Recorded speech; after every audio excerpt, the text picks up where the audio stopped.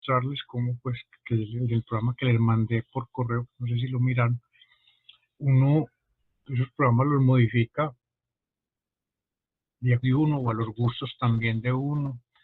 Mm, Aquí uno tiene que ser muy proactivo escribiendo código. O sea, esto no, esta materia en particular no tiene software en R, y el software que está en SAS es muy general, como les había comentado alguna vez. Entonces aquí tienen toda la posibilidad de que ustedes, a los que les gusta programar, además que si a uno no le gusta programar, creo que está en el mundo equivocado, ¿cierto? Pero los que nos gusta programar de alguna forma, es un disfrute uno estar escribiendo código. Eh, Lástima que lo escribe uno en R, ¿cierto? Pues el ideal sería escribirlo en un lenguaje de bajo nivel, pero si lo escribe uno en programas de bajo nivel, se gasta uno el doble o el triple de tiempo que escribiéndolo en R. Entonces ahí es donde ustedes tienen que ver una cosa que llama costo-beneficio. Entonces estamos viendo modelos logísticos utilizando la metodología GSK. Entonces, cuando la logística, recuerda, es cuando tenemos una variable respuesta que que tiene solamente dos clases, ¿sí? Por ejemplo, en un problema nosotros dividimos los resultados de las pruebas saber en estudiantes que están en los percentiles superiores y los que están en los percentiles inferiores. Y uno tiene que definir qué es un percentil superior y qué es un percentil inferior. Por ejemplo, los estudiantes que están en el eh, percentil 70% o más, o sea, los que les fue muy bien, ¿cierto? Y los que están por debajo del 70%, o sea, los que les fue regular o mal, los mete entonces en dos categorías. Y quiere uno, digamos, modelar la probabilidad de estar en una categoría o en la otra de acuerdo a covariables que se tienen, covariables tanto del estudiante como de condiciones de la institución de donde viene y las condiciones de ciudad, por ejemplo. Uno puede, por ejemplo, catalogar las ciudades como ciudades de buen desarrollo, de desarrollo regular o de desarrollo malo. Y entonces ya tiene otras condiciones. Entonces usted puede tener un modelo eh, suficientemente complejo como para que amerite pensar en utilizar este tipo de metodologías, ¿sí? Entonces a uno le puede interesar, por ejemplo, interpretar los coeficientes, a uno le puede interesar hacer comparaciones, etcétera, etcétera. Entonces, recuerden esa tabla, que aquí tenemos una tabla 2x2 y podemos atacarla. Mire que esta misma tabla se puede atacar desde muchas metodologías estadísticas, ¿cierto? No solamente desde la comparación de proporciones. Esa misma comparación de proporciones la podemos hacer con las pruebas estándares tradicionales, la prueba Z, la puedo hacer vía modelos de regresión logística, la puede hacer mm, vía OR, bueno, la puede hacer de muchas formas, ¿cierto? Entonces surge una pregunta: ¿cuál es la mejor método, la mejor forma de atacar ese problema? Y entonces la mejor depende de lo que usted esté buscando o cómo lo esté buscando, ¿cierto? Cuando usted está haciendo pruebas de hipótesis y usted tiene varios estadísticos de prueba a su haber, eh, ¿cómo escoge el que va a utilizar? Entonces, por ejemplo, cuando uno le dicen, no, es que las pruebas no paramétricas son mejores que las pruebas paramétricas porque no requieren supuestos, pues esa es una respuesta buena, regular y mala. Eso depende de lo que uno esté buscando. Eh, Hay unas condiciones, por ejemplo, básicas que tienen las pruebas de hipótesis. Recuerda que las pruebas de hipótesis se ejecutan con una cosa que se llama tamaño de la prueba, ¿cierto? Es un tamaño nominal escogido por el usuario. Actualmente, por tradición, es el 5%, ¿cierto? Que es el número de Fisher, el 5%.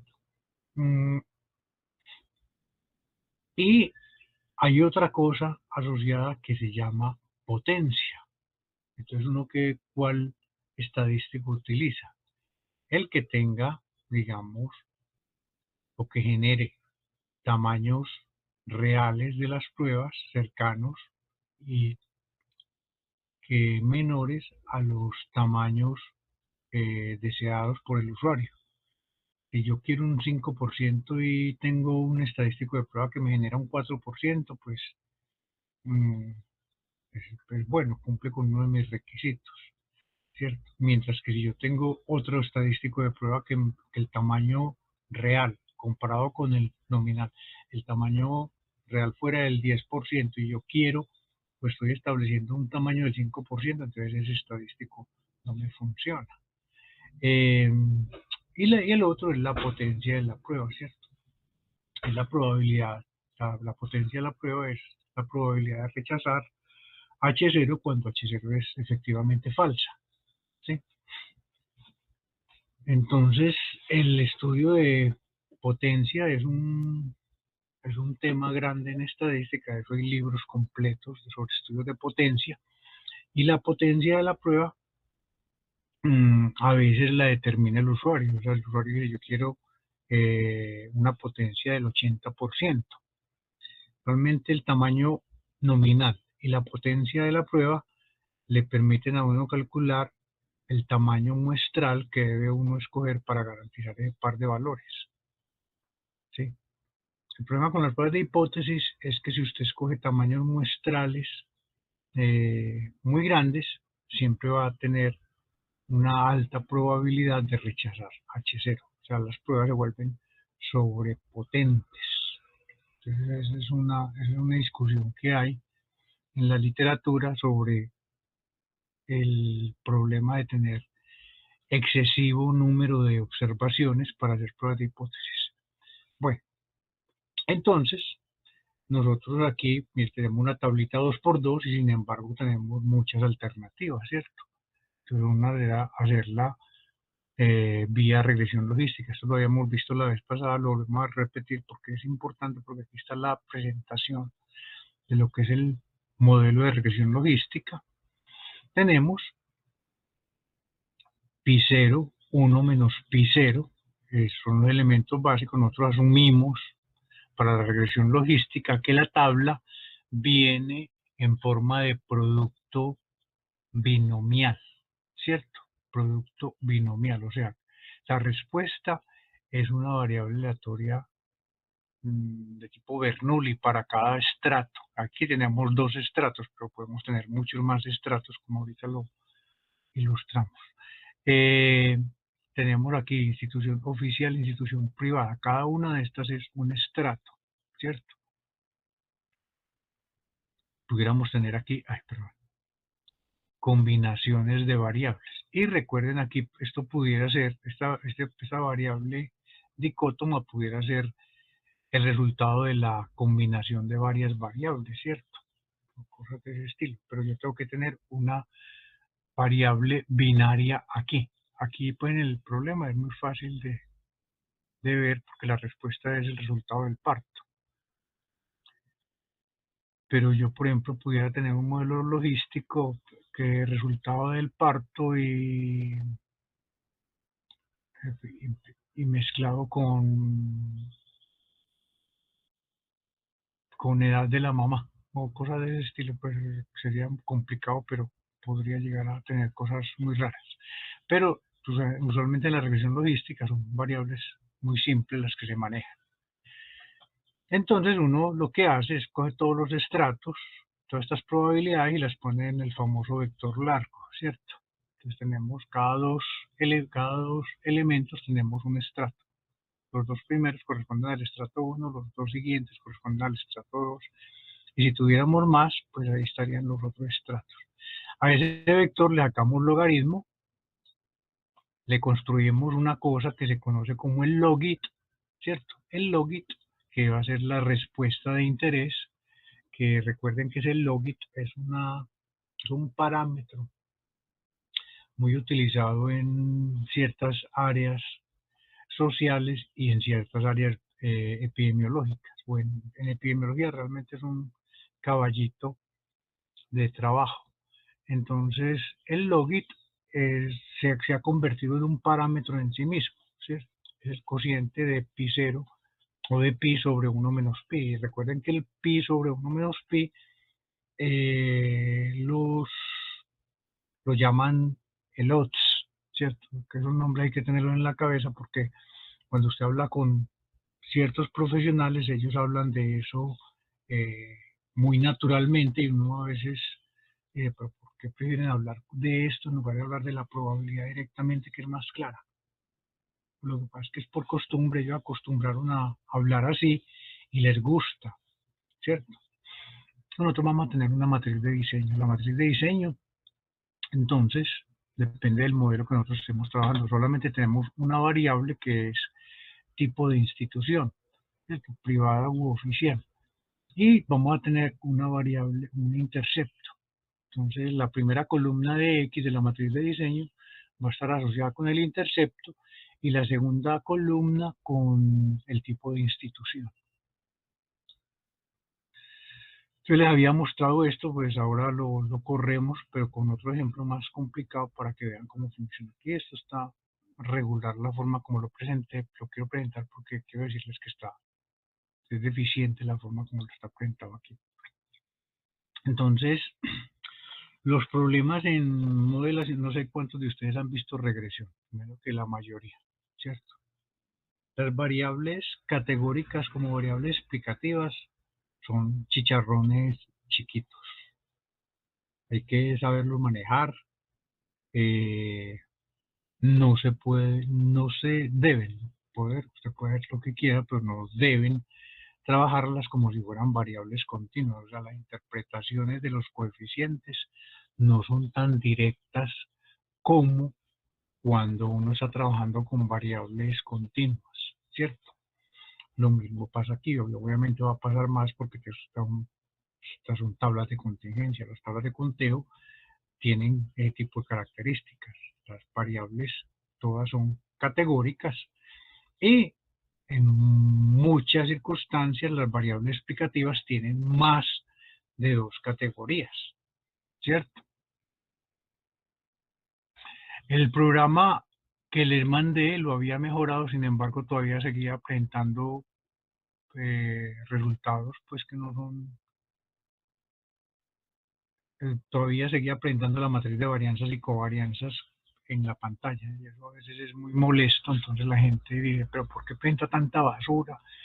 Estos programas son programas de trabajo pedagógico, esos no son programas para uno ir a una empresa y correrlos y mostrárselos al jefe toda esa salida horrorosa que saca porque a él no le interesa y por otro lado tiende a ser muy repetitiva, ¿cierto?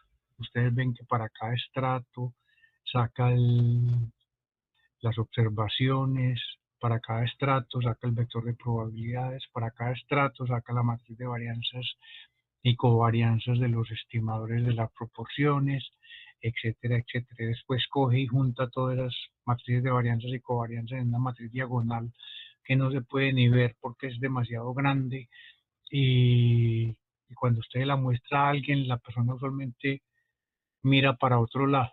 Dice que pereza ver estas cosas tan horrorosas. Eso son cosas que uno hace cuando está escribiendo un programa para ver que esté sacándolas como uno quiere, ¿cierto? Cuando usted escribe código, usted usualmente va paso a paso, escribe 4, 5, 6 líneas y corre el programa para ver, para chequear que le están funcionando bien. A veces cuando uno tiene mucha confianza escribiendo código, escribe un programa completo, 20, 30, 40 líneas y uno cree que el programa le va a funcionar. Cuando usted lo corre, empieza a detectar errores y la búsqueda de errores de programas muy grandes es muy aburridora. Entonces, a ver, es mejor ir paso a paso, ir corriendo, ¿cierto? Entonces, en este programa, recuerde que tenemos la matriz de diseño. La matriz de diseño, la primera columna está relacionada con el intercepto. Entonces, la función, recuerden, se llama logística GSK, tiene como argumento de entrada la tabla como está presentada, o sea, estratos y las respuestas, ¿sí? Le damos el número de estratos y le damos la matriz de diseño. Esta matriz, recuerde que la habíamos presentado ya, es una matriz auxiliar que nos va a crear una matriz en bloque, o sea, coge dos matrices y crea una matriz diagonal en bloque. Eso es pues lo que hace esta función. Miren que estas funciones al interior no tienen eh, líneas de chequeo, o sea, para ver si los argumentos que se le meten son argumentos correctos o no. ¿Sí? Entonces a veces se pueden generar errores porque uno no sabe cómo maneja estas funciones algunos errores. Entonces ahí es donde uno tiene que desgastarse empezando a eh, manejar el manejo de errores en los programas. Generamos la matriz A, que es la que nos va a permitir definir la respuesta logística, ¿cierto? Utilizando la función Kronecker. Yo espero que hayan chequeado en el programa los que no hayan nunca utilizado la función Kronecker, de jugar con eso, ¿cierto? Es un producto Kronecker y pues, si ustedes ven álgebra matricial, ustedes pueden estudiar álgebra matricial utilizando esta función Kronecker todo el tiempo, que es una función muy poderosa. Aquí se hace la corrección a punto 5, que ya la habíamos también discutido, que recuerden que este punto 5 es más por tradición que por otra cosa. Sin embargo, ustedes pueden cambiar o modificar esto que les haga correcciones de acuerdo a otros criterios. Pero cuando uno hace esos cambios, recuerden que eh, enfrentar al público es un poquito desgastante. La gente a veces le pregunta a usted por qué hizo eso. Y si uno no tiene una buena referencia, un buen libro que le diga a uno, vea, usted puede hacer esto, entonces a uno le queda muy difícil justificar. Y no es que yo me lo estoy inventando. Entonces, si usted dice que se lo está inventando, nadie le cree. Usted no puede salir de la tradición tan fácilmente, ¿cierto? Tenemos entonces la definición de la matriz n, cambiamos a 0 y definimos el número de respuestas que debe ser 2. Bueno, aquí donde voy, entonces miren que estamos calculando las probabilidades de cada estrato, ¿cierto? La matriz de varianzas y covarianzas de cada estrato, etcétera. Y se va a construir esas matrices de varianzas y covarianzas diagonales en bloque y el vector grande también se construye aquí. ¿Sí? Lo sacamos, probabilidad estimada y VCOV de las probabilidades estimadas, entonces la redefinimos aquí. Bueno, el diferencial, porque vamos a trabajar con el logaritmo, ¿cierto? Calculamos los logits y ya aquí simplemente volvemos y calculamos la matriz de varianzas y covarianzas de la respuesta. ¿Sí? Esto es lo que vamos a imprimir no más. Vamos a imprimir la estimación del modelo, ¿cierto? El beta, pronto valores Z, los estadísticos, valores P, vamos a una prueba general, global, y ahí se acaba la impresión. Después sigue análisis de residuales, esto está incompleto aquí. Hay unos análisis de residuales de la respuesta definida, que son las de respuesta F. Hay otro análisis de residuales que es sobre la retransformación, o sea, la transformación inversa, trabajar con las probabilidades estimadas, que también es otro análisis interesante que se debía hacer en el modelo GSK. O sea, cuando se trabaja con el modelo logístico, entonces tiene la posibilidad de tener residuales de la respuesta original, que son los logits, puede tener residuales de lots y puede tener residuales de las probabilidades estimadas. ¿Sí ven? Entonces salen residuales por todos lados. Entonces ahí hay que ser un poquito, a veces, quisquilloso, porque uno dice, pero ¿qué es lo que yo quiero ver? Entonces con estos residuales de la respuesta, uno puede probar normalidad y cosas de esas. Cuando hace transformaciones, ahí es donde es peligroso empezar a extrapolar lo que funciona bien para un residual, puede que para un residual transformado no funcione tan bien. Bueno, y aquí ya es donde nosotros sacamos todo lo que el programa nos hizo. Podemos ya en una lista, recuerden que las listas son como bolsas, ¿cierto? Una bolsa donde usted tira cosas o el bolso en el que usted lleva sus libros a la universidad y sus cuadernos y el almuerzo y lapiceros y un radiecito o el celular, todo lo lleva dentro del bolso. Entonces usted mete la mano y saca una cosa distinta cada vez. O sea, las cosas que están dentro del bolso no tienen que ser todas iguales. Además, dentro de una lista puede haber otra lista. O sea, usted puede tener un bolsito chiquito dentro de un bolso más grande, ¿cierto? Entonces, nosotros tenemos todos estos objetos. Tenemos los residuales estandarizados Logit, los residuales, la matriz de varianza y covarianzas de los Logit estimados, tenemos el beta estimado, la matriz de varianza y covarianza del beta, eh, ese vector grande de probabilidades, la matriz de varianza y covarianzas grande, etcétera. Entonces mire que todo lo tiramos a esta lista.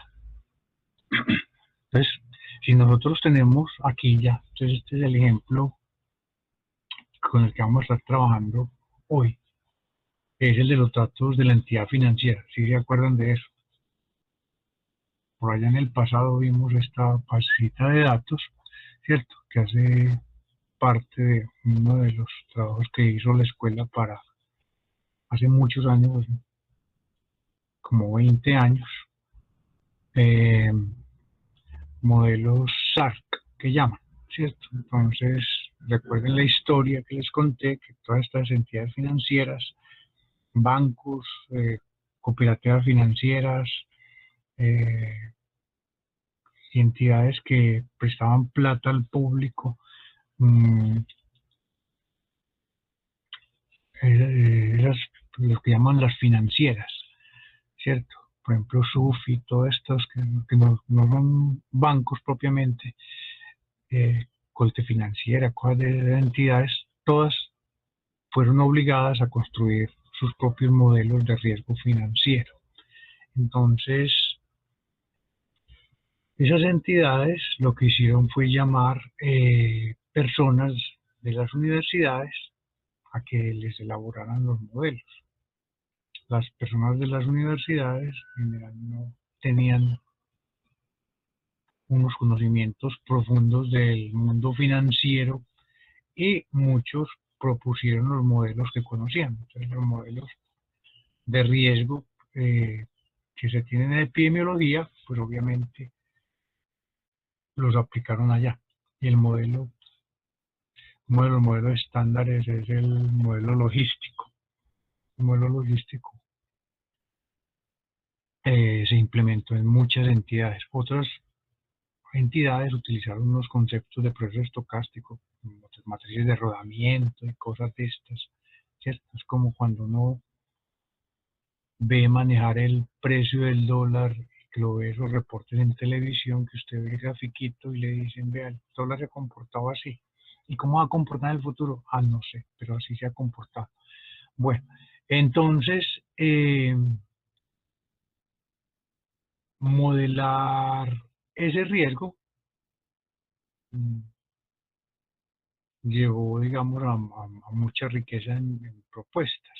Algunas propuestas eran muy raras, o había propuestas, por ejemplo, los que estaban trabajando en ese momento con redes neuronales, no, que con redes neuronales, y esos nombres como descrestan, entonces la gente dice, no, es que yo tengo un nuevo modelo, que ahora, por ejemplo, la palabra de moda es inteligencia artificial, que con inteligencia artificial resolvieron tal cosa. Pues si usted ha leído inteligencia artificial, sabe que eso es un cuento muy viejo y que ese cuento ha tenido épocas eh, de mucho auge y vuelve la gente y como que desconfía de eso y vuelve otra vez, pasan años y vuelve otra vez y resucita y vuelve otra vez y muere. Cuando usted escucha al alcalde de Medellín, o lo escuchaba el año pasado, que con inteligencia artificial ellos iban a controlar toda la pandemia, pues resultó ser risible, ¿cierto? Porque la pandemia llegó y nadie se escapó de la pandemia finalmente y nadie pudo hacer absolutamente nada con ningún modelo, sin ningún modelo.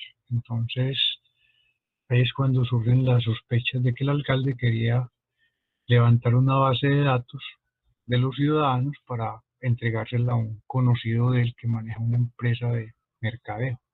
Bueno, verá cómo hace sus cosas.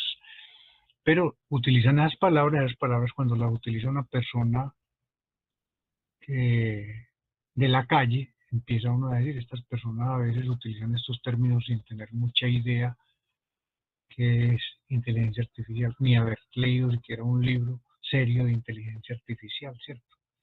Que ese es un peligro, porque empieza uno a expresar lo que uno piensa que es inteligencia artificial. Eh, Recuerden que con inteligencia artificial se han creado programas que han ganado en juegos muy complejos. El ajedrez, por ejemplo, fue el primer programa en los cuales se implementaron elementos de inteligencia artificial, ¿cierto? Cuando usted mira los programas, simplemente son árboles de decisión donde lo que el programa hace es, en forma adaptativa, va cambiando los pesos a las consecuencias que va tomando por hacer decisiones y además los computadores tienen la posibilidad de ver un número de jugadas a futuro, ¿cierto? Y hacer todos los movimientos hasta ese número de jugadas. En cambio, el jugador simplemente tiene la sensación de que algo le puede funcionar. No sé si alguien aquí juega ajedrez, cuando uno ve un tipo ahí concentrado en una partida de ajedrez, a veces uno dice, "Este estará pensando en la partida o estará pensando que se le olvidó comprar el café para llevárselo a la mujer el día de mañana". Yo lo digo como chiste porque yo cuando era niño fui estudiante de un ajedrecista muy famoso que hubo, que fue campeón juvenil colombiano mundial, que se llamaba Oscar Castro, que murió hace como 2, 3, 4 años. Eh, entonces yo asistía a eso y a mí me descrestaba ver esos niveles de concentración de los ajedrecistas, pues entonces yo quedé con la idea que los ajedrecistas tienen que dar la impresión de que son muy inteligentes, ¿cierto? Y una forma es aparentar que uno está muy concentrado en, en el tablero. Los computadores sí se concentran en el tablero. Entonces, en ese programa, un programa con elementos de inteligencia que se llama Deep Blue, se llamaba el computador, creo que hizo, en el que implementaban el programa, derrotaron al campeón mundial de ajedrez, ¿cierto? Ese fue el primero. Y hace poco, con elementos también de inteligencia artificial, eh, lograron ganarle al mejor jugador de un juego chino muy complicado que se llama Go. No sé si ustedes han visto los documentales en televisión, pues Netflix, de cómo se hace esto. Entonces, yo pienso que a la larga todos estos programas van a ser la estadística del futuro, ¿cierto? Que usted no va a tener que pensar en nada, sino que los programas hacen esta estadística. Pero mientras tanto, nosotros tenemos la dicha de programar y hacer este tipo de cosas. Bueno, entonces con inteligencia artificial iban a controlar la pandemia y no la controlaron. Y a veces cuando uno escucha a un periodista hablar de inteligencia artificial, uno dice, ¿qué tanto sabrá este tipo de inteligencia artificial? ¿No? ¿Qué libros de inteligencia artificial habrá leído este tipo? Entonces, eh,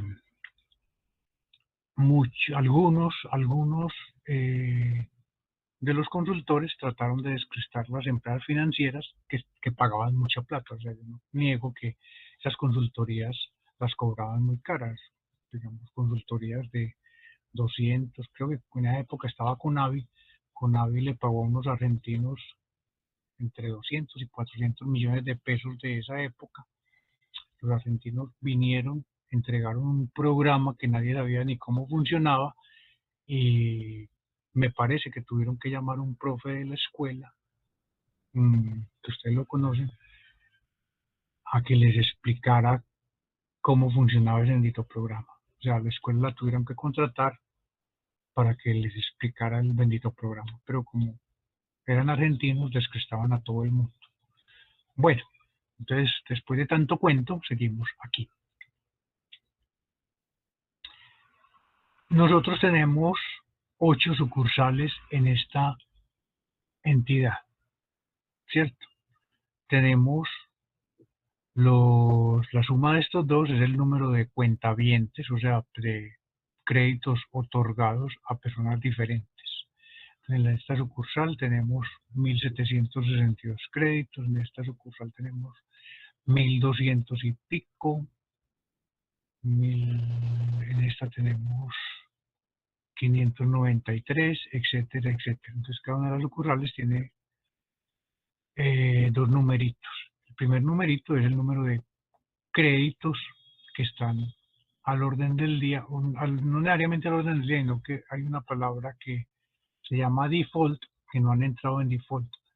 Las entidades financieras definían su propio default. Por ejemplo, si una persona no ha pagado 2 cuotas, dice que la persona está atrasada.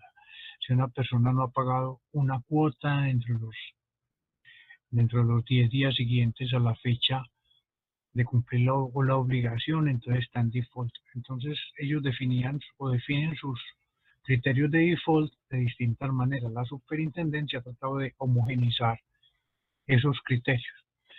Bueno, entonces la primera columna que se ve aquí hace referencia a los créditos que van bien en la entidad y la segunda columna a los créditos que están en default, ¿cierto? Eso lo habíamos visto ya. Y aquí tenemos el resultado, RES 2, logística, GSK, y damos los argumentos. Miren que aquí estamos tirando los resultados de esta función acá. Si nosotros no tenemos una función que nos saca listas o que nos saque nos dé un return, esto no tiene sentido hacerlo, ¿cierto? Por ejemplo, una función que solamente da resultados por pantalla. Entonces usted le da esto y la función no sabe qué hacer con esa asignación, ¿sí? No hay nada que asignar. Como que usted haga la asignación de un gráfico plot. Con el plot manda algunos parámetros para el resultado, pero el gráfico no le sale directamente en el resultado. Entonces, esta modificación del programa nos da esta salida. Mire que esta salida se parece mucho a la salida del LM, ¿cierto?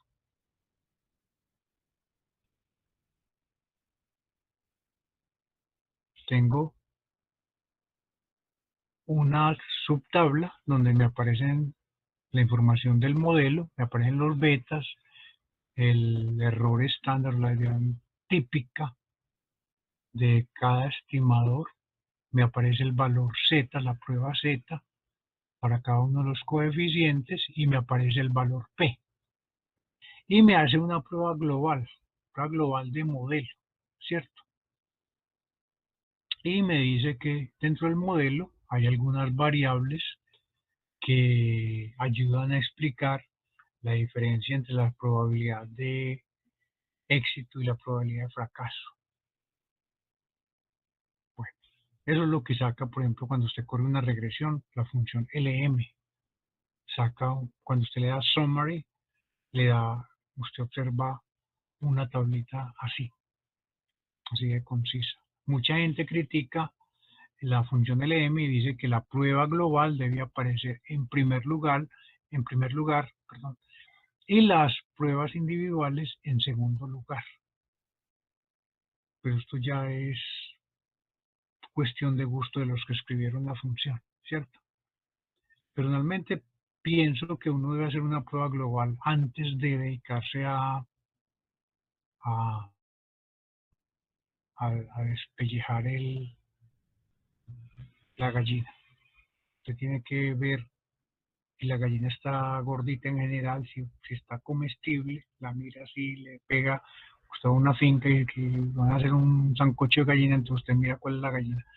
Entonces una vez pasa la gallina, ese análisis global, digamos la prueba global, entonces ya usted empieza a despellejarla, ¿cierto?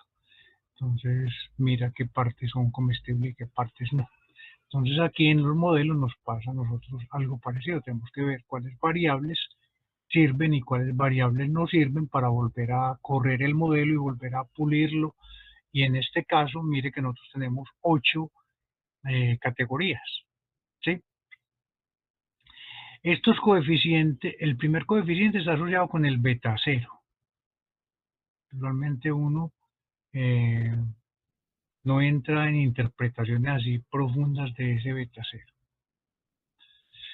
Los otros son los que interesan, pero aquí solamente tenemos 7 coeficientes. ¿Por qué? Porque tenemos 8 categorías y una vez usted define 7, la octava categoría queda definida por defecto, ¿cierto? Esa categoría que no aparece aquí se llama la categoría de referencia y esa categoría se mezcla en la estimación, se confunde con el beta cero. Bueno, entonces, estas estos valores Z, que son probar H0 de que este coeficiente, el original, el beta K original, es igual a cero. O sea, mirar la significancia de este valor. Si este valor puede uno decir que es estadísticamente diferente de cero, entonces uno mira los valores P, ¿cierto? Si los valores P son chiquitos, entonces uno dice, sí, el coeficiente es significativo. Si son grandes, dice uno, parece que no es significativo. Listo. O no es significativo, pues en términos prácticos a los dueños de las bases les gusta que uno les diga así. No son significativos. Bueno. Entonces, usted empieza y dice, esta variable es significativa.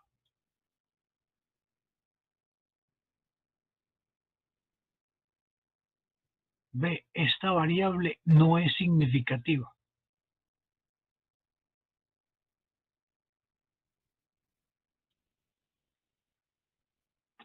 ¿Así?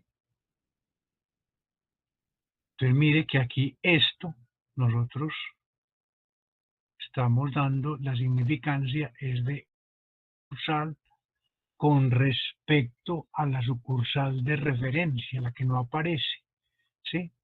Entonces, esta variable es significativa con respecto a a la sucursal de referencia, que en este caso es la primera, la que está en esta se vuelve la sucursal de referencia, las otras se comparan con esa, ¿cierto? Entonces, cuando a mí me aparece un coeficiente significativo, me está diciendo que ese par de sucursales son estadísticamente diferentes. Son estadísticamente diferentes. Entonces, estas pruebas de hipótesis hay que mirarlas con cuidado, sobre todo en la interpretación. Entonces, una sucursal que aquí aparezca estadísticamente diferente es con respecto a la sucursal de referencia, no con respecto a otras sucursales. Por ejemplo, dos coeficientes que se parezcan aquí, pudiera que dijeran que ese par de sucursales son estadísticamente iguales. No sé si se da claro el problema que está planteando aquí.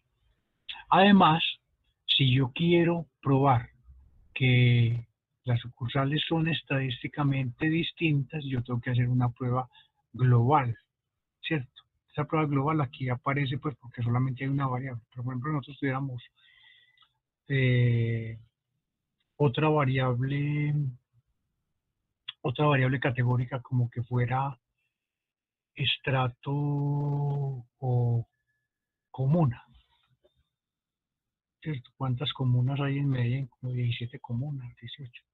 Entonces tendría otras variables metidas de esta misma forma.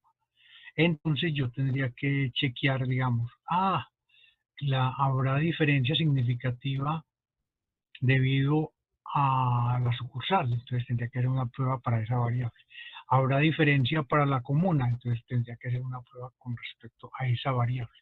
Pero mire que esa variable no tiene un solo número, sino que es un paquete de números, entonces tengo que hacer pruebas de hipótesis de este estilo, ¿cierto? Donde yo hago comparaciones de coeficientes. Simultáneamente pruebo el paquete de coeficientes asociados con cada una de las variables categóricas que tenga el modelo. Si el modelo tiene 4 variables categóricas, yo puedo llegar a tener 5, 10, 15, 20 coeficientes, dependiendo del número de categorías que tenga cada variable, ¿cierto? Y si yo considero interacciones, todavía me complica el problema mucho más. El problema con interacciones todavía se vuelve mucho más complicado y complicado en la interpretación también. Entonces, las formas de hacer pruebas de hipótesis con variables categóricas en los modelos de regresión no es la estándar. O sea, usted no puede ir coeficiente por coeficiente y diciendo, que la variable es significativa porque esto es significativo. No. Entonces, recuerden, hay que hacer unas pruebas simultáneas cuando se tiene variables categóricas con más de 2 categorías. Bueno, entonces, yo les había dicho que esto también se puede estimar por máxima verosimilitud y la forma como corremos, miren, entonces damos la tabla, ¿cierto? N as factor, le di as factor 1 a 8, creé una variable que va 1, 2, 3, 4, 5, 6, 7, 8, 8 sucursales. Y le digo a la función GLM que voy a trabajar con el modelo binomial. Los que han visto el modelo lineal generalizado, bien sea hay un curso de modelos 2 o de pronto en el curso de regresión, lo vieron, saben que hay muchas familias. O sea, esta regresión, modelo lineal generalizado, hace referencia a regresiones dentro de la clase exponencial de distribuciones.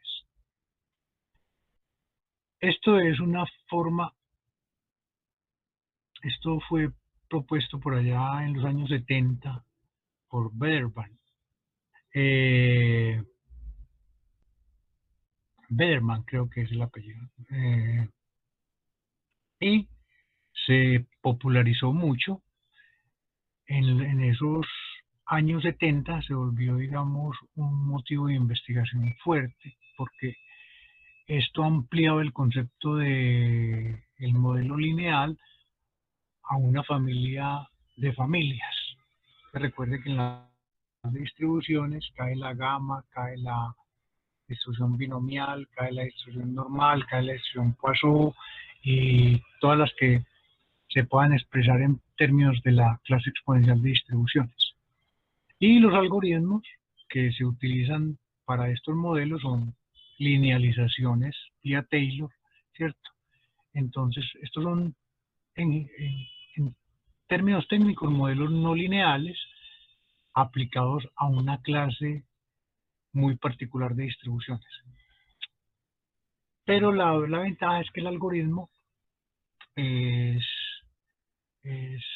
relativamente sencillo. Entonces esto fue un boom, sobre todo que todo lo que usted desarrolla para la clase exponencial se lo puede aplicar a cada una de las familias de distribuciones que se cubren ahí, pero con algún cuidado, ¿cierto? Entonces, la forma de estimación aquí dentro de esta función GLM es vía máxima verosimilitud. Esta función la tiene el R en la base Y esta función pues viene prácticamente desde la época en que se escribió el programa S, ¿cierto? Fue una de las primeras funciones implementadas en S. O sea, desde finales de los años 70 está esta función y no ha sufrido cambios. O sea, esta función sigue con el mismo código con que fue desarrollada en los años 70. Entonces, es un buen síntoma. Cuando corremos esta función con los mismos datos, entonces estos son los resultados. Entonces mire que aquí nos dice asFactor, la variable asFactor 1, 2.8, la segunda categoría, la tercera categoría. Entonces nosotros, para chequear que los resultados de nosotros estén saliendo buenos, entonces miramos aquí los beta, el beta 0, 1.58, el beta 0, 1.58, el beta 1, 0.39, el beta 2, 0.09 aquí, y aquí nos da 0.09. Entonces, vemos que los resultados son muy parecidos, pero los procedimientos de estimación son distintos. Recuerden que con la metodología GSK nosotros tenemos mínimos cuadrados generalizados o ponderados. Mínimos cuadrados ponderados, ¿cierto? Y la estimación en esta función GLM, modelo lineal generalizado, es vía máxima verosimilitud.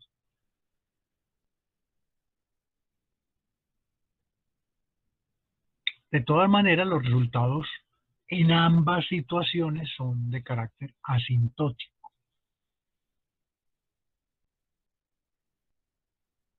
Y entonces viene la pregunta, ¿y cuál es mejor?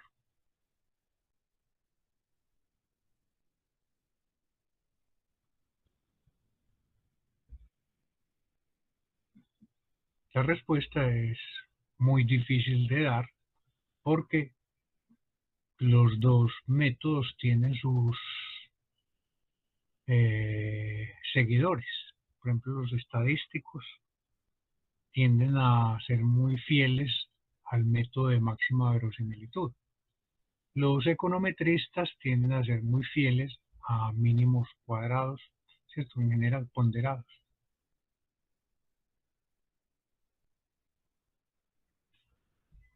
Entonces ahí es un problema difícil de seleccionar. No sé si ustedes ven una ventaja con respecto a la metodología GSK, que es inmediata con respecto a esta función que nos trae el R. Nosotros no tenemos acceso al código fuente de la función GLM. Podemos tener acceso a cierta parte de la función. Normalmente estas funciones que trae R no son completamente transparentes al usuario. Realmente se han compilado y entonces tratan de ser eficientes y esas se han convertido a C primero y se compilan y se entregan partes de la función para que el usuario no tiene la posibilidad de hacer modificaciones dentro de la función. Eso es bueno porque nos permite que cualquier usuario llegue y manosee una función, ¿cierto? Que de pronto se la tire. Y es malo porque si usted quiere hacer otras cosas automáticamente, la función no le permite hacerlo directamente. Entonces a usted le toca crear otras cosas para poder hacer esas manipulaciones. Mientras que con la función que tenemos en GSK, como no hay programa en GSK, no hay función en R que nos haga directamente eso, entonces nosotros somos los que escribimos el código y somos unos, ¿qué? Los que decidimos qué hacemos y qué no hacemos, que también es peligroso, ¿cierto? también saca una prueba de hipótesis global. ¿Sí? Esta es la información que nosotros aquí sacamos en este pequeño pedacito. Chi cuadrado de la prueba 27.26. Aquí nos da 28.23, ¿cierto? Entonces, miren que hay diferencias en la forma como se hacen los cálculos. Empiezan a aparecer pequeñas. Y nos aparece una línea espantosa en GLM, y es que la desviación residual nos da con 0 grados de libertad. Cuando se trabaja con tablas en la función GLM, nos aparece esto.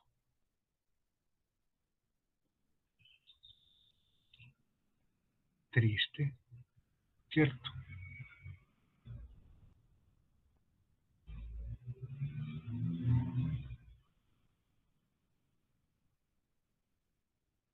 Este problema se puede resolver haciendo trampas. ¿Qué trampa se puede hacer? Una es coger la tabla, esta tablita, y esta primera línea, dividirla en dos líneas, ¿cierto? Coger, sacar una muestra de aquí, sacar una muestra de aquí, por ejemplo, la mitad saco de acá y la mitad de acá, o saco la mitad, mejor, saco junto a esta, ¿en cuál es mi tamaño? Muestra 1762. Entonces saco una muestra estilo Bootstrap, ¿cierto? Divido esos 1700 en dos pedazos. Entonces saco un sujeto de aquí y lo tiro para la primera muestra, saco otro sujeto de aquí y lo tiro para la segunda muestra, saco otro sujeto, lo tiro hasta que divido 1700, lo divido en dos partes más o menos iguales. Entonces tengo como una especie de réplica. Esto lo mismo lo hago con esto, lo mismo lo hago con esto, lo mismo que hago con esto. Y ya cuando trabaje con esa nueva tabla, que en lugar de tener 8 filas va a tener 16 filas, entonces ya sí me va a dar una desviación, un deviance residual que va a tener grados de libertad. ¿Sí ven? Pero esto no lo puedo hacer yo modificando código, sino que me toca hacerlo a mano después de que corra este programa. Entonces esa es una de las desventajas que tiene eso. Bueno, entonces aquí hay otro programa. Como dentro de una variable como estas, que es sucursal, ¿cierto? Yo no estoy interesado solamente en ver si todas las sucursales son diferentes con respecto a la primera sucursal, a la sucursal base, sino que hay diferencias entre algunas de ellas.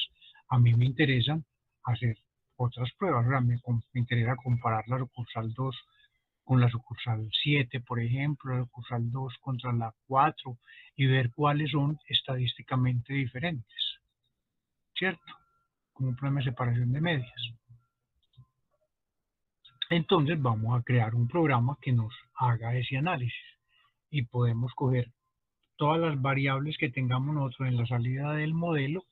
Entonces mire que aquí vamos a crear una función que se llama pruebas por variables, donde tenemos como primer argumento los betas estimados, el segundo argumento el vector de varianzas y covarianzas de esos betas estimados, el otro argumento que nos dice cuántas variables tenemos, y un vectorcito cuando tenemos más de una variable que nos diga cuáles son los niveles, cuántos niveles tiene cada una de las variables. Por ejemplo, tenemos tres variables categóricas. La primera variable tiene un nivel, la segunda variable tiene 4 niveles, la tercera variable tiene 3 niveles. Entonces el programa con esa información es capaz de hacer las pruebas de separación dentro de cada variable. Aquí tengo esta función, esta librería que estaba cargando porque estaba teniendo problemas, o sea, me gasté como 3 días escribiendo esta función porque me estaba dando un error y casi no lo detecto, y era porque estaba utilizando una función inadecuadamente. Entonces pensé que el programa cuando lo corría me daba un mensaje de un error en un cálculo de una inversa, y entonces con esta función, dentro de esta función uno puede calcular inversa generalizada, ¿sí? Estilo Penrose. Entonces la cargué y después no la quise borrar para acordarme que había tenido ese problema. Entonces tengo los betas, que lo entro como vector, tengo los betas y le voy a quitar el intercepto, ¿cierto? Voy a quitar el intercepto. Y tengo la matriz de varianzas y covarianzas que le voy a quitar la primera fila y la primera columna que hacen referencia a la información del intercepto.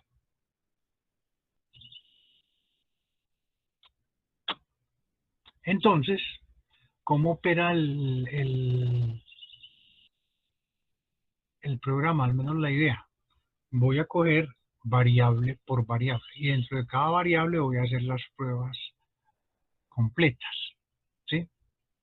Entonces, si tengo más de una variable categórica, pues lo que quiere decir, que aquí tengo un for que va desde 1 hasta el número de variables. Aquí tengo una banderita que dice en qué parte voy, ¿cierto? Voy a coger el paquete, por ejemplo, que tuviera las 3 variables que les dije, ¿sí? Entonces la primera variable tiene 2 categorías. Entonces, como tiene 2 categorías, solamente hay una variable dentro del modelo asociada para una de las categorías. La otra categoría hace parte de del intercepto. Entonces, yo empiezo siempre en la primera posición. ¿Y hasta dónde voy? Voy, ¿dónde voy? Hasta el número de variables menos 1, menos 1. Entonces, en este caso me quedo en la primera porque solamente tengo 2 números de niveles. Menos 1 me da 1. Y menos, perdón, número de variables 2. Menos 1, 1. Y otro menos 1 me da 0. Entonces, ¿hasta dónde voy? Hasta 1. Entonces, ¿dónde estoy? En 1. ¿Y hasta dónde voy? Hasta 1. Porque solamente la variable tiene 2 categorías, entonces solamente una columna se escoge, ¿cierto? Una posición. Si la variable tuviera posiciones o 4 posiciones, entonces, ¿dónde voy? En la posición 1. ¿Hasta dónde voy? Entonces estoy en la posición 1. ¿Cuántos niveles tiene? 4. A 4 menos 1 da 3, o sea, 3 variables representan a esa variable, ¿cierto? Menos 1. Entonces, ¿hasta qué posición me voy? Es lo que quiere decir este pedacito. Entonces, ¿dónde voy? Y hasta dónde va la variable. Entonces saco los betas asociados con esa variable y saco la submatriz de varianzas y covarianza asociada con esa variable y le hago una prueba de hipótesis a esa variable, ¿cierto? Esto es una forma cuadrática, ¿sí?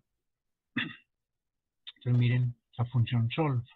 Si yo tengo problemas de singularidad en esta matriz de varianzas y covarianzas que pueden aparecer, entonces yo me tengo que ir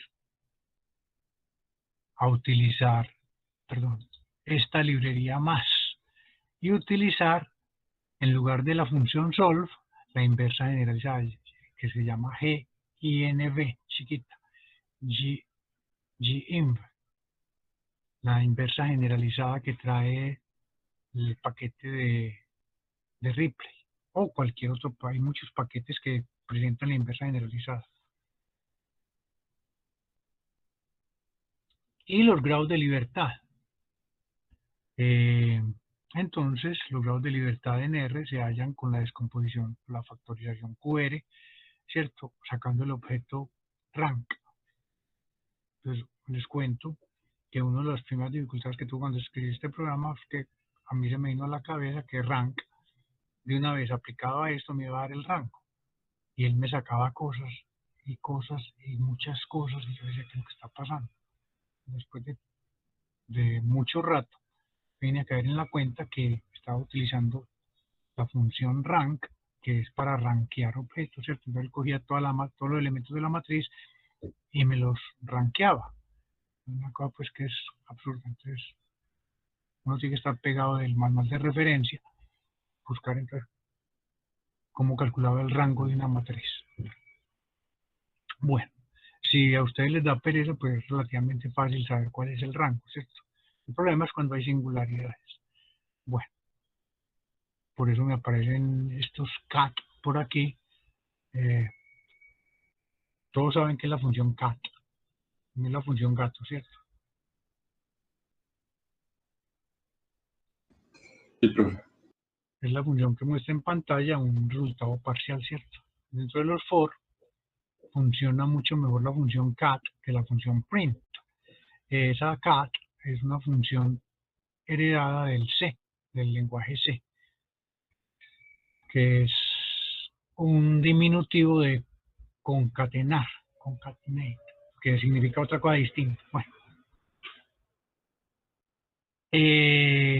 calculamos el valor P para esta prueba que se está haciendo aquí, que es una prueba sobre la variable completa, ¿cierto? Y el resultado lo vamos a presentar cuando tengamos varias variables de esta forma, ¿cierto?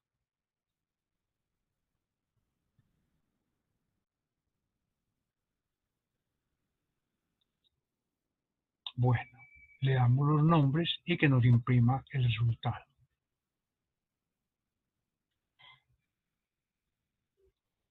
Entonces, nosotros hacemos muchas cosas adicionales. Aquí vamos a ver las pruebas para cada uno de las comparaciones. Aquí vamos a hacer unas comparaciones un poquito raras.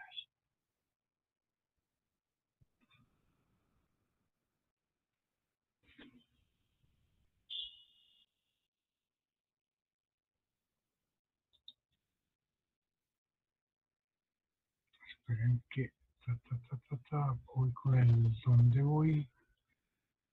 Ya observé esto. Estoy aquí con esto que saca los resultados. Listo.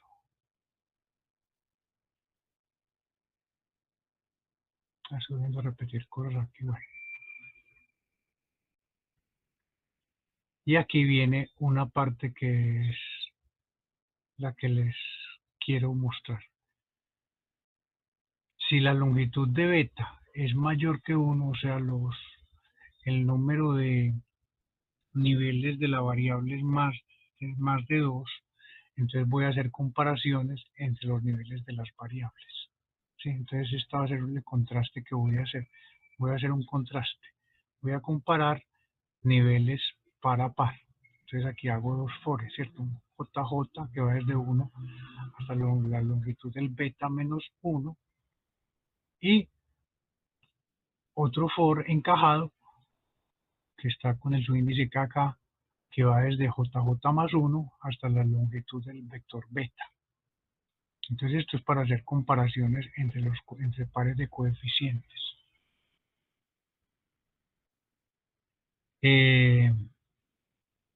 Entonces lo que hago es seleccionar los betas. Selecciono un par de betas, ¿cierto? El JJ, el que está en la posición JJ y el KK. Y construyo la matriz de varianzas y covarianzas de ese par de coeficientes, JJ y KK.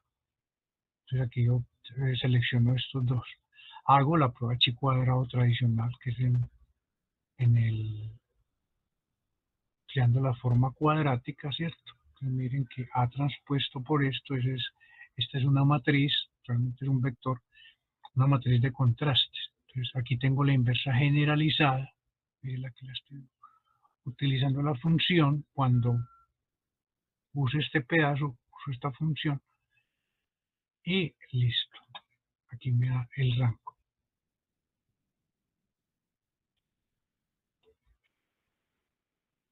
y voy pegando los resultados. Listo. Y esto es lo que me sale. Entonces aquí el programa me saca la prueba global para las variables completa. Entonces, como yo no tengo ni una sola variable, entonces me da lo mismo que me había dado en el programa inicial, ¿cierto? No me dice que esta variable es significativa. Si yo tuviera varias variables, entonces él me daría más de una línea aquí, me diría cuáles variables eh, categóricas son importantes y cuáles no son importantes para explicar el modelo. Y aquí, en esta segunda parte que es muy larga, entonces yo tengo el número de la variable. Entonces la primera variable, voy a comparar el nivel 0 contra el nivel 1. Esto es lo que me da el programa por defecto en lo que me da el programa por defecto en la salida que tiene, esta salida. Mire que esta salida aquí, este valor P nos permite comparar cada nivel de la variable con respecto a la primera categoría. ¿Sí? Entonces aquí tengo los valores P. Entonces lo que hago en este pedacito del código aquí es sacar esa información de la tabla original. Esa información no lo voy a hacer en este do, en estos for, dentro de estos for, sino que ya la tengo hecha, entonces para qué la voy a repetir. Entonces lo que yo hago es simplemente elevarlo al cuadrado. Pero recuerden que una normal 0,1 al cuadrado es una Sí, cuadrado. sí cuadrado con un grado de libertad, ¿cierto? Entonces aquí tengo ya esta información hecha. Entonces aquí lo que voy a hacer es comparar los otros niveles de la variable. Entonces el programa me da esta salida. Entonces, la variable que aparece aquí con 0 es la variable de referencia, ¿cierto? La variable que está como tomada de referencia en la salida original. Entonces esta no la pegamos directamente.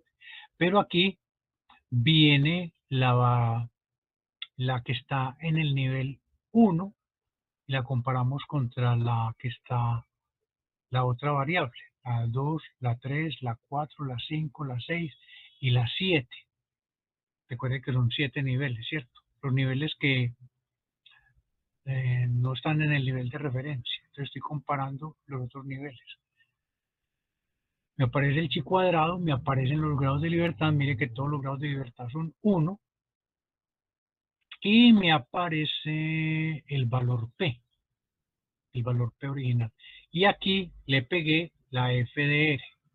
Como se van a hacer tantas pruebas de hipótesis, recuerden que cuando uno utiliza el criterio del punto 0,5, uno tiene una cosa que son descubrimientos falsos.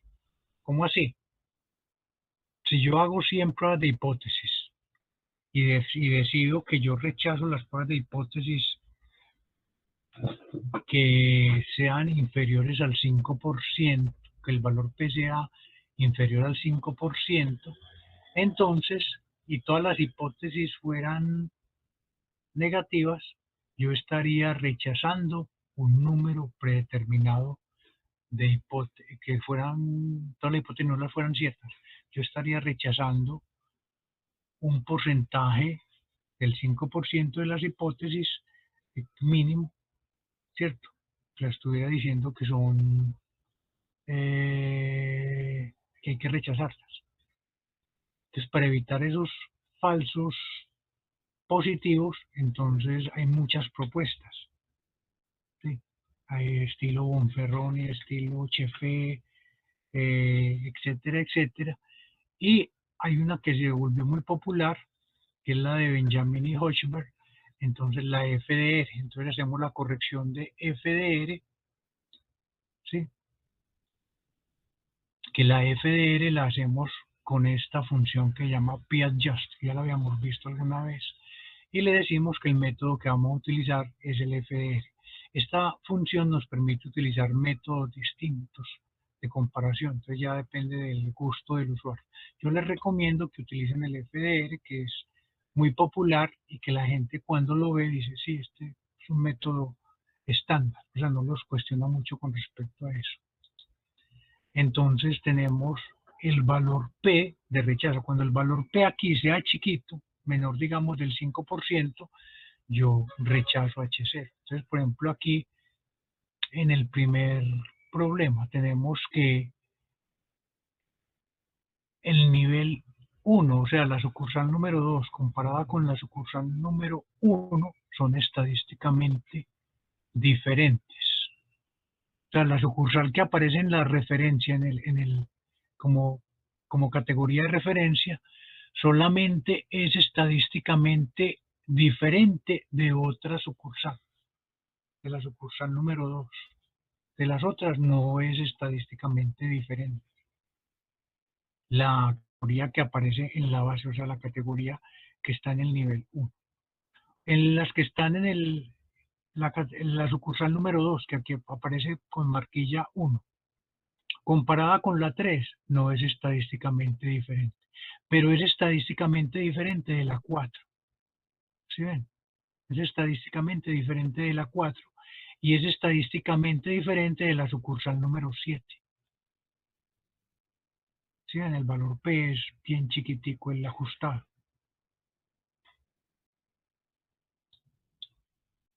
Nos vamos ahora a comparar la sucursal 2 con la sucursal 3. No es estadísticamente diferente. La sucursal 2 no es estadísticamente diferente de ninguna de las otras sucursales, de la 2, de la 3, la 4, la 5, la 6 y la 7, que corresponden a la sucursal 4, 5, 6, 7 y 8. No son estadísticamente diferentes. La sucursal que aparece con marquilla 3, que corresponde a la sucursal 4, no es estadísticamente diferente de las otras, o sea, de la sucursal 5, de la sucursal 6, de la sucursal 7, de la sucursal 8. La sucursal que aparece con marquilla 4, que corresponde a la sucursal 5, no es estadísticamente diferente de la sucursal 6, de la 7 ni de la 8. La sucursal 6 no es estadísticamente diferente de la 7 ni es estadísticamente diferente de la 8. La sucursal 7 no es estadísticamente diferente de la 8. Entonces yo aquí ya sé que sucursales son diferentes entre sí. Sí aprecian la complejidad del trabajo que hay que hacer con variables categóricas en pruebas de hipótesis. No es simplemente decir, ves que este coeficiente es significativo o no es significativo. La salida del R es muy simple aquí, ¿cierto? Estas significancias estadísticas, por ejemplo, aquí nos dice que esta variable marcada con categoría 2 es estadísticamente diferente de ese. Lo que me está diciendo es que esta sucursal, la número 2, es estadísticamente diferente de la sucursal número 1. Yo pudiera tener otra recategorización en la cual la sucursal 2 aparezca aquí, que no es estadísticamente diferente. Aquí esto nos está diciendo que esta sucursal no es estadísticamente diferente de la sucursal 1. Lo que no me dice es que, pues, mucha gente lo interpreta así lamentablemente, es que esta sucursal es estadísticamente significativa. ¿Qué significa eso? Nada. ¿Cierto? Si usted dice, no, es que esa sucursal no es estadísticamente significativa, ¿usted qué quiere decir con eso? Mientras que aquí, con este problema de separación, entonces nosotros podemos determinar qué sucursales son estadísticamente diferentes entre ellas. Pero no podemos utilizar el valor P directamente porque tenemos demasiadas pruebas de hipótesis. ¿Sí? Tenemos 28 pruebas de hipótesis simultáneas. Entonces, cuando tenemos tantas pruebas de hipótesis, el valor P se vuelve un número que no tiene un significado claro.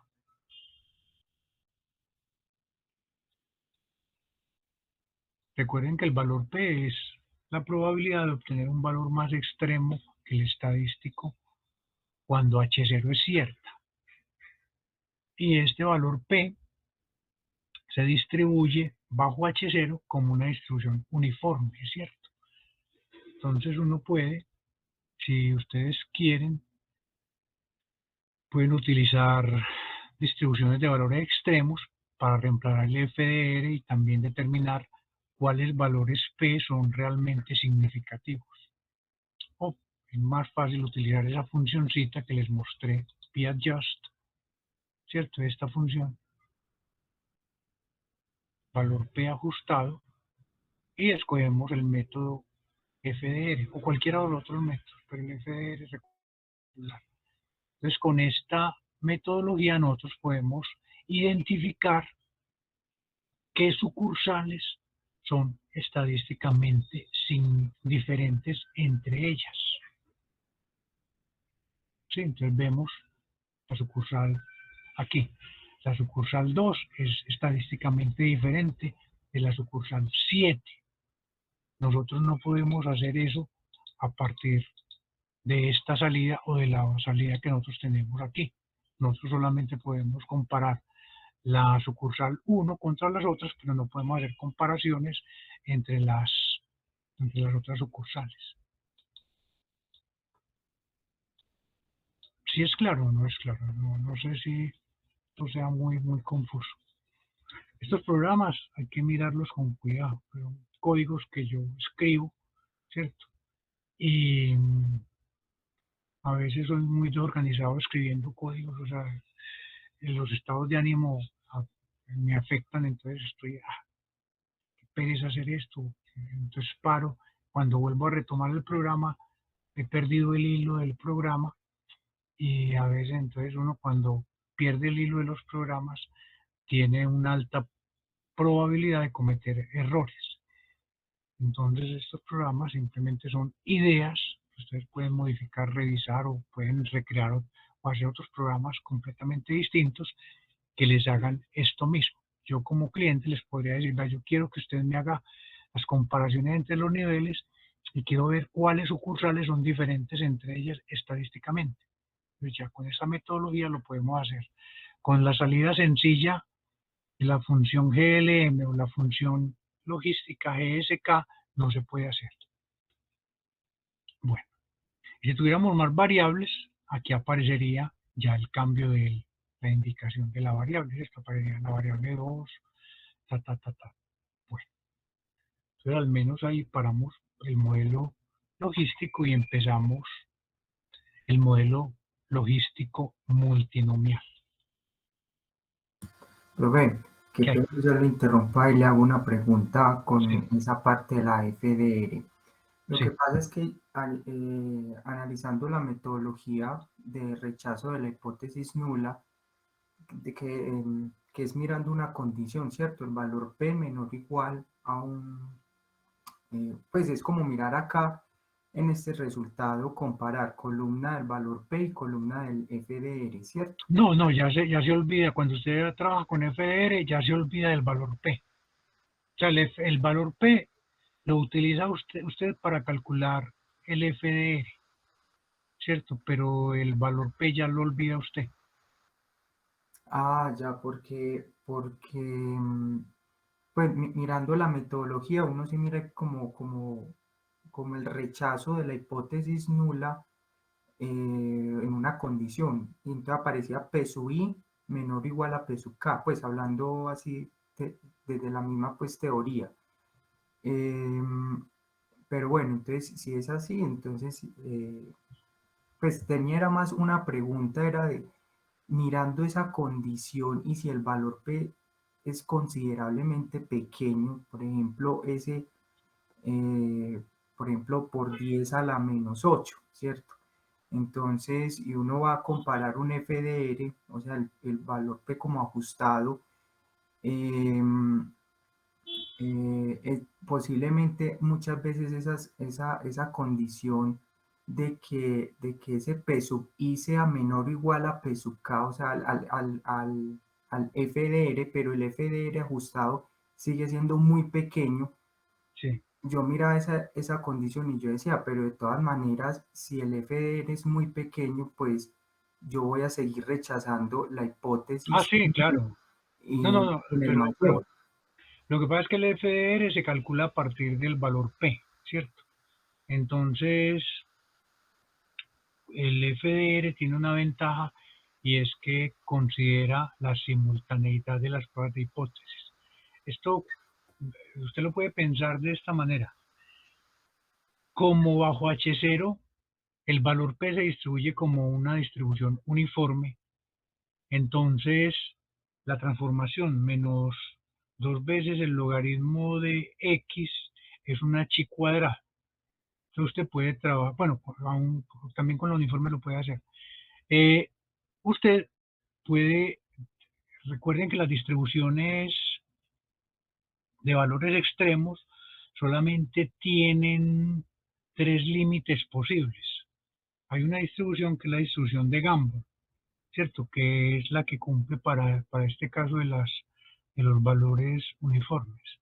Entonces, lo que hace usted con esto es que determina una cota en la distribución de Gumbel y ya en la distribución de Gumbel con esa cota, dice los que estén por encima de esa cota, entonces son valores raros. Los que estén por debajo no son valores raros.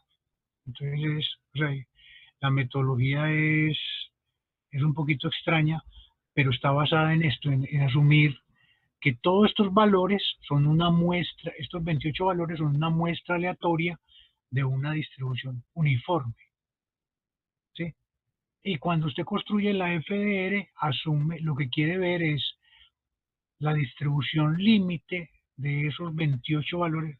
No piense en 28, que 28 es relativamente pequeño, pero si usted tuviera, digamos, 1.000.000 de valores P, usted P muy chiquiticos, 0.000. Cuando usted hace la corrección, esos valores P corregidos se convierten en no rechazos. Entonces ahí es donde viene el peligro de rechazar directamente con el valor P. El valor P nos puede encontrar muchos valores significativos cuando estadísticamente no son significativos. Entonces por eso estas correcciones son necesarias cuando se hacen demasiadas pruebas de hipótesis simultáneamente. Pero la teoría que hay detrás de esto es bonita porque es realmente teoría de distribución de valores extremos. No sé si ustedes en su curso de inferencia o en algún curso vieron distribución de valores extremos. ¿Aló? ¿Están ahí? Ah, bueno. Sí, entonces esta FDR es una alternativa. Hay varias alternativas, o sea, esta no es la única. Son los métodos que han surgido. Digamos, uno muy bravo que se utiliza es Bonferroni, ¿cierto? Bonferroni lo que hace es dividir por el número de pruebas que se estén haciendo. Entonces uno ahí tiene problemas, o por ejemplo, Chefe, uno divide el tamaño de la prueba por el número de pruebas que vaya a ser, ¿cierto? Entonces el alfa lo divide uno por 1.000.000 y ese alfa nuevo queda extremadamente chiquitico. Entonces si el valor P es menor que ese alfa dividido 1.000.000, usted rechaza H0. Entonces usted también puede utilizar esas alternativas y ver cómo le van cambiando. Bueno, entonces ya entramos en el nuevo tema, al menos 5 o 10 minuticos para hablar de esto, que este es un tema eh, que uno lo mira y dice, claro, es lo natural. Pero aquí empiezan a surgir problemas que no surgen en la regresión logística tradicional, ¿cierto? Y uno es el de la ordinalidad. Cuando yo tengo una respuesta multinomial, tengo más de, voy a asumir, tengo más de dos categorías. Pues realmente el caso de dos categorías también lo puedo llamar multinomial, pero puedo asumir que tengo más de dos categorías. Luego que tengo cinco categorías. Yo le puedo preguntar a una persona en la calle, ¿vos sos hincha de qué equipo? ¿De Nacional? de Medellín, de Envigado, de Águilas, que son los de Antioquia, o de otro equipo. Entonces usted está en una de 5 categorías, ¿cierto? Yo le puedo llevar una copa de vino a una persona a la mesa, digamos que yo fuera mesero y le dijera, ¿por qué no me prueba este vino? Y califíqueme este vino de 1 a 5, ¿cierto? El 1 significa que ese vino le pareció asqueroso, asqueroso y que jamás en la vida lo va a volver a probar. El 2 significa que el vino no le gustó. El 3 es que el vino le es indiferente, que a usted le dan ese vino, le dan agua, le da lo mismo tomar el uno del otro. El 4 significa que a usted le gustó ese vino, ¿cierto? Que a usted le gustó ese vino. Y el 5 significa que usted jamás en la vida se va a tomar otro vino que no sea ese. ¿Qué diferencia hay entre los dos problemas? En la respuesta. Entonces, en la primera yo puedo permutar las clases, ¿cierto? Y no pasa absolutamente nada. Yo puedo preguntarle a la persona, veo, vos hincha del Medellín, vos hincha del Envigado, vos hincha del Nacional, vos hincha de Águila, o vos hincha de otro equipo. O puedo permutarlas y realmente no se cambia el problema. Mientras que en el segundo caso, yo tengo un orden, ¿cierto? Mire, que la categoría 1 está por debajo de la categoría 2. O sea, que ese vino sea intomable, un vino absolutamente asqueroso, a que el vino no me gusta, hay un cierto orden, ¿cierto? Si considero la categoría 3, el orden es más notable. Ni fu ni fa, o sea, yo me puedo tomar ese vino si me lo dan y si no me lo dan tampoco me voy a pensar en ese vino. La categoría 4 es que el vino le gusta, ¿cierto? Que si uno va a un restaurante y tiene la posibilidad de pedir ese vino, lo pide. Y la categoría 5 es una obsesión por ese vino. Dices, no vuelvo en mi vida sino tomar ese vino. Entonces miren que ahí hay un orden, ¿cierto? Entonces, en ese caso tenemos una variable categórica ordinal. En el primer caso tenemos una variable categórica nominal pura. En las variables categóricas nominales puras yo puedo permutar las categorías y yo no tengo ningún efecto sobre el resultado de lo que yo vaya a hacer. En las ordinales yo podría tomar ventaja de ese pequeño conocimiento que me están dando ahí.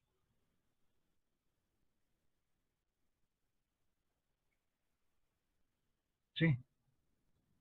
En la mayoría de las situaciones mucha gente no lo considera.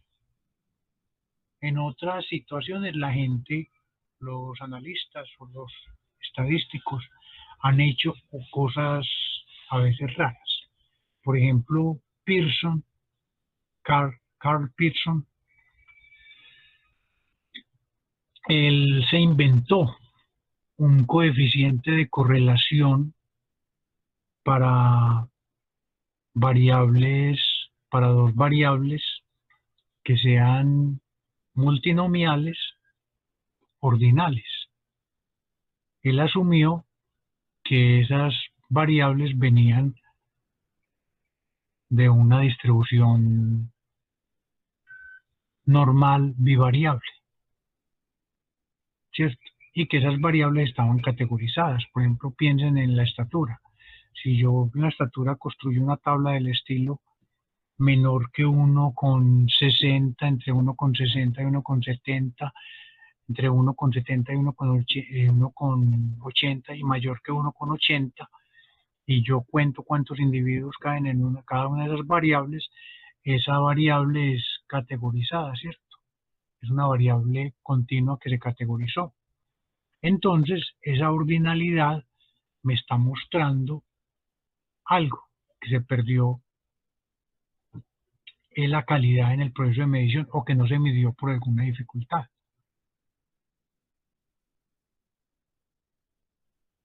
Entonces, mi problema es cómo aprovecho esa información ordinal para mejorar mis estimaciones. Entonces hay gente que ha hecho cosas, por ejemplo, como tratar de reconstruir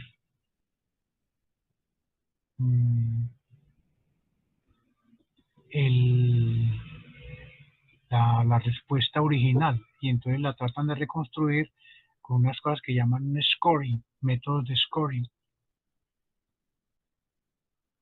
que no tiene tanto de largo como de ancho, tiene muchas críticas, ¿cierto? Entonces, ¿por qué? Porque yo trato, por ejemplo, yo le digo a usted, mire, la altura de esta puerta es 1,80.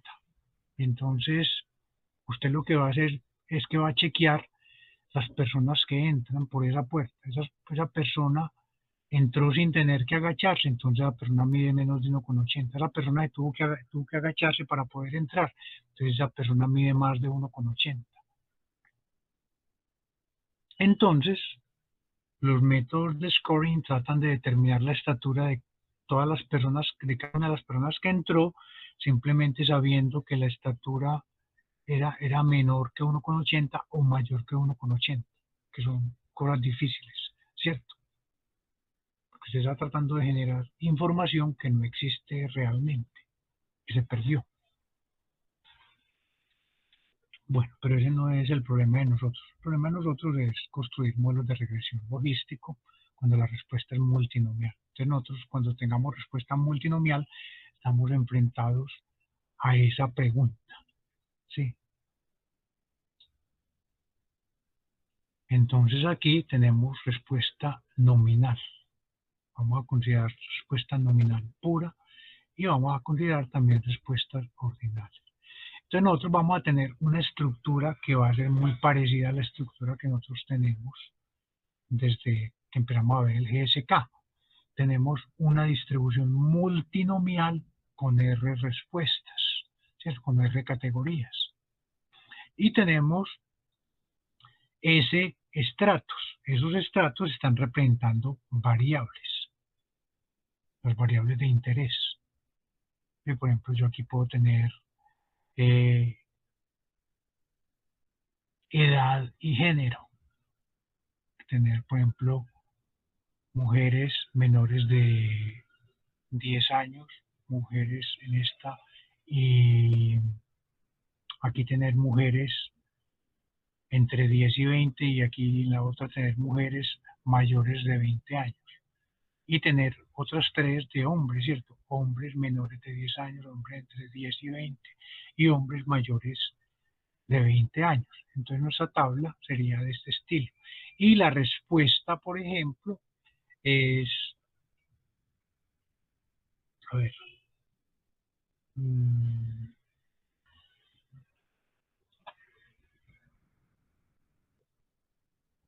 ¿qué programa, qué tipo de programa es el favorito en televisión? Programas de aventuras, programas de noticias, programas de documentales, tres categorías, ¿cierto? Y tengo estas variables, género y edad, y tengo los tipos de programas que las personas ven en televisión.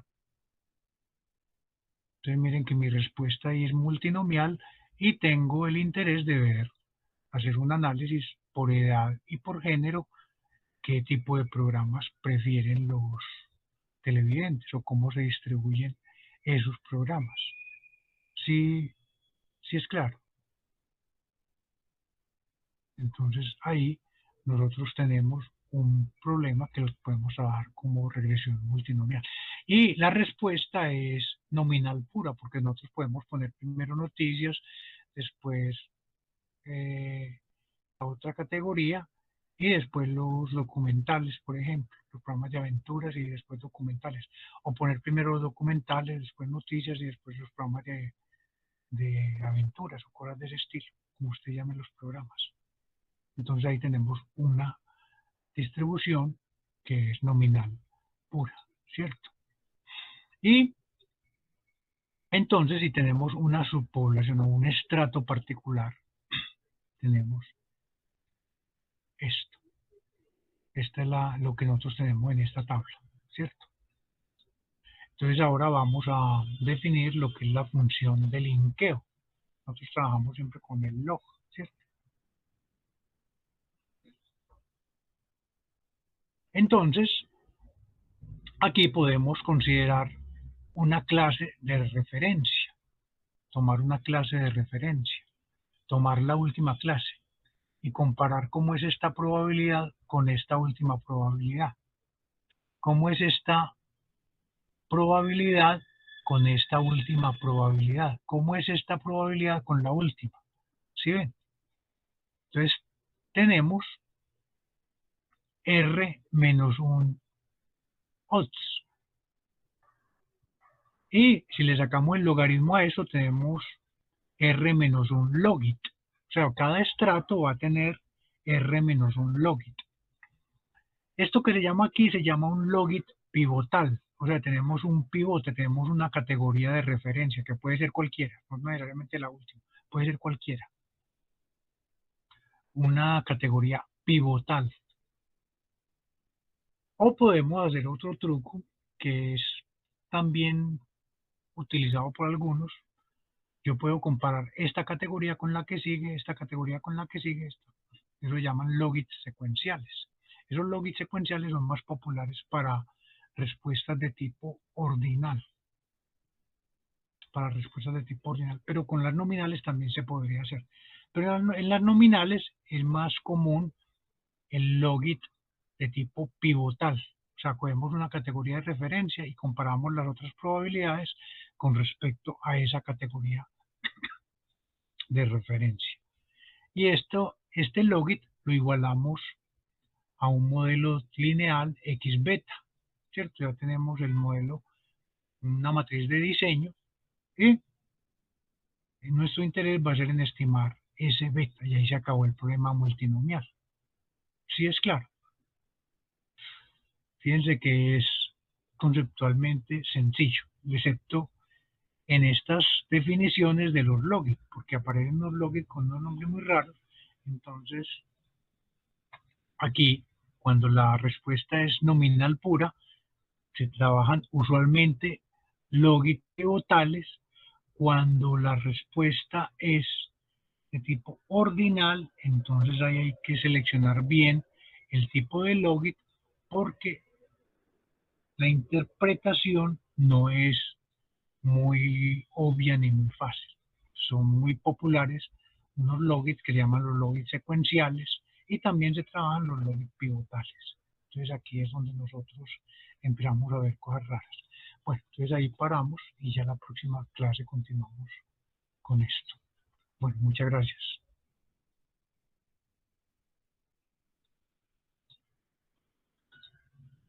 Bueno, Gracias, profe. hasta luego. Bueno, hasta luego. Gracias, Hasta profe. luego. Hasta luego, Bueno, profe. chao.